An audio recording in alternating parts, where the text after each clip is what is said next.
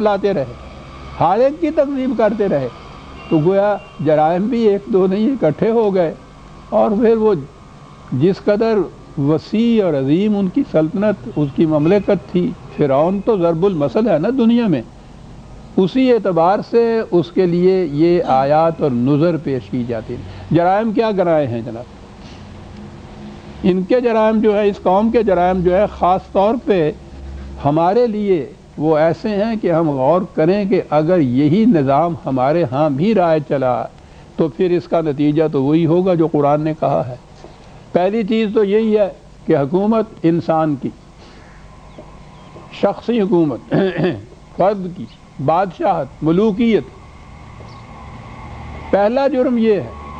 قرآن کی روح سے کسی انسان کو دوسرے انسان پر حق حکومت حاصل نہیں ہے۔ کہا جو جاتا ہے کہ حکومت صرف خدا کے لیے ہے، تو ہمارے لیے تو ہمارے ہاں تو یہ ایک لفظ بول دیتے ہیں اور پھر وہ حکومت اپنی ہی ہوتی ہے۔ خدا نے یہ کہا ہے کہ ٹھیک ہے حکومت خدا کی ہے، اور وہ حکومت خدا کی کتاب کی حکومیت ہے۔ عملی بات اس نے بتا دی۔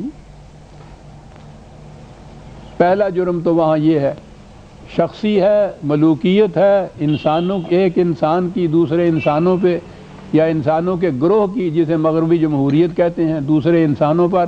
پہلا جرم تو اس کے ہاں کا یہ تھا۔ اس اپنی ملوکیت کو جو محض قوت پہ زور پر قائم کی گئی تھی، اس کے مقابلے میں جو دوسری مملکت یا حکومت ہوتی ہے، قرآن کہتا ہے وہ انسانوں کی مشاورت سے طے پاتی ہے۔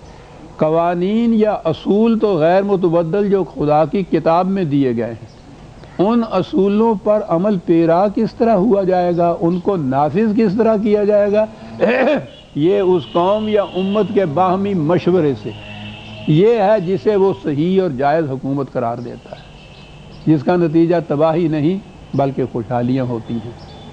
وہاں یہ صورت تھی کہ یہ شخصی ملوکیت تھی فرعون کی، اور اسے قائم رکھنے کے لیے کرتا کیا تھا وہ، جعل اہلھا شیعا یستضعف طائفۃ منھم، وہ قوم کو مختلف پارٹیوں میں تقسیم کرتا رہتا تھا، پارٹیاں بناتا تھا۔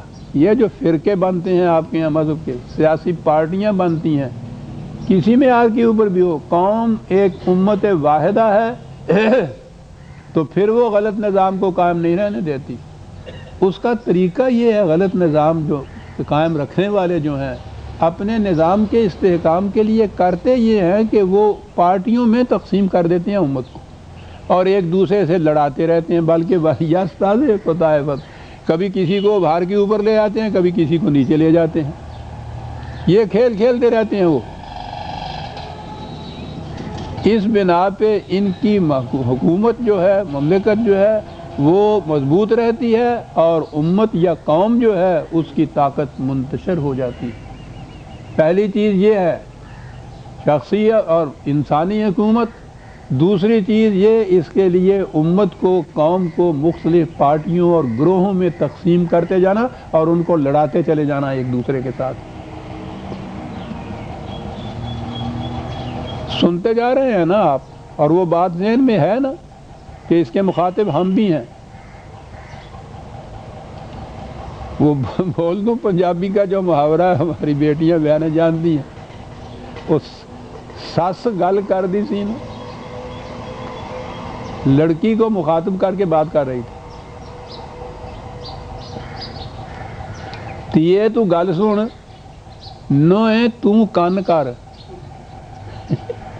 بات تو میں بیٹی سے کر رہا ہوں، وہ بہو سے کہہ رہی ہے کہ کان تم دھرو، یہ اصل میں تمہارے لیے ہے۔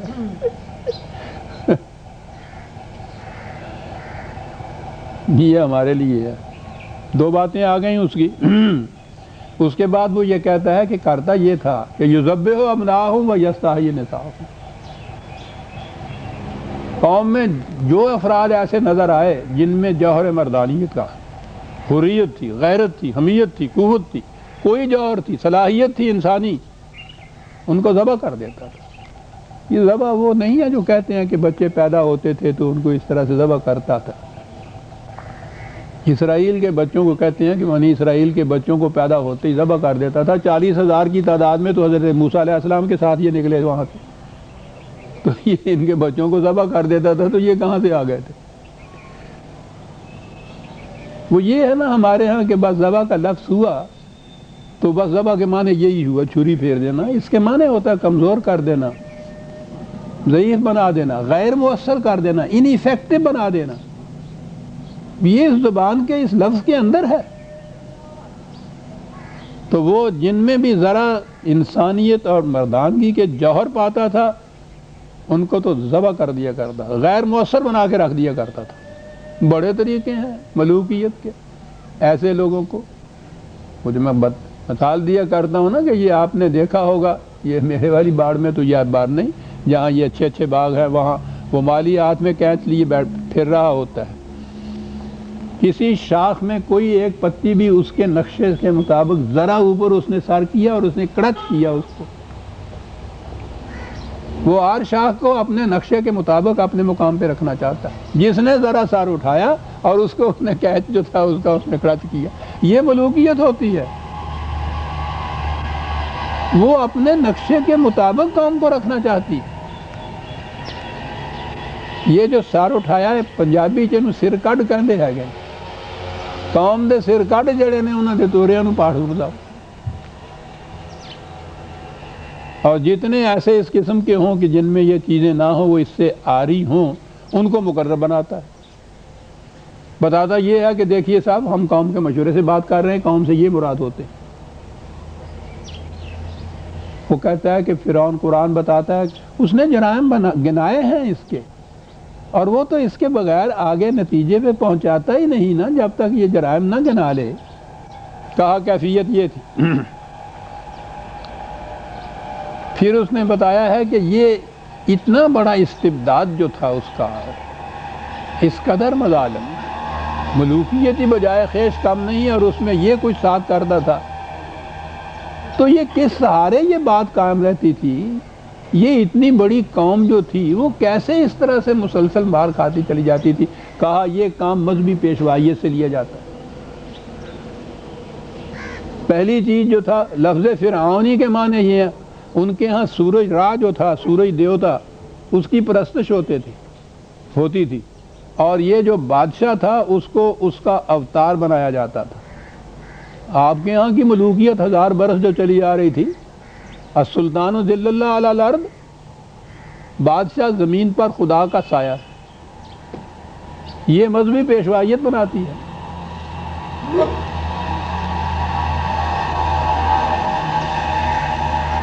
تو وہاں اس نے فرعون کے ساتھ حامان کا جو ذکر کیا ہے وہ یہ ہے, چیف ہے, ہیڈ ہے اس مذہبی پیشوائیت کا, اور اس کے جنود بتائے ہیں, اس کا اپنا لشکر ہے. کبھی غور کر کے آپ دیکھیے تو یہ بادشاہت, سلطنت, حکومت کا لشکر اتنا بڑا نہیں ہوتا جتنا یہ حامان کا لشکر بڑا ہوتا ہے. اور حامان کے لشکر کی جو آرگنائزیشن ہے پروپیگنڈے کی, اس کا تو جواب دنیا کی کسی قوم میں بھی نہیں ملتا. وہ ان کے ذریعے سے وہ مستحکم رہتی ہے اس قسم کی استبدادی اور شخصی حکومت. یہ دونوں متوازی حکومتیں ہوتی ہیں, پیرلل گورنمنٹس ہوتی ہیں. آپس میں ساجھا ان کا ہوتا ہے, سمجھوتا ہوتا ہے کہ تم ہمارے معاملات میں دخل نہ دینا, ہم تمہارے معاملات میں دخل نہیں دیں گے, اور ایک دوسرے کی تقویت کا موجب بنتے ہیں. قرآن کہتا ہے کہ یہ تھی وہ جو چیز چاہتی تھی. جب وہ حضرت موسیٰ علیہ السلام سے شکست کھا گیا, فرعون کوئی دلیل نہیں سوجھی, تو اس نے کہا کہ اچھی بات ہے, اپنے مشیروں سے کہا کہ اس کا علاج یہ ہے کہ انہیں مذہبی پیشوائیت کے ساتھ بھیڑا دو موسیٰ کو, وہ سمجھ لیں گے. اور ساری قوم میں اعلان کر دیا کہ آؤ حق و باطل کا یہاں ایک اکھاڑا جم رہا ہے, دیکھو کیسے یہ شخص شکست کھاتا ہے جو اس طرح سے آیا ہے. کہنے کہ یہ طریقہ ہے, ان کے ساتھ بھیڑا دو. اور جو ہی وہ مذہب کو ساتھ لے کے آئے, عوام کے نازک جذبات جو ہیں ان کو اپیل کر دی کہ دیکھیے صاحب یہ تمہارے امام کو, تمہارے ہاں کے حضرت صاحب کو, تمہارے فلاں عقیدے کو کیا کہتا ہے. پھر وہ کوئی سوچتے ہیں یا سمجھتے ہیں, وہ تو ایک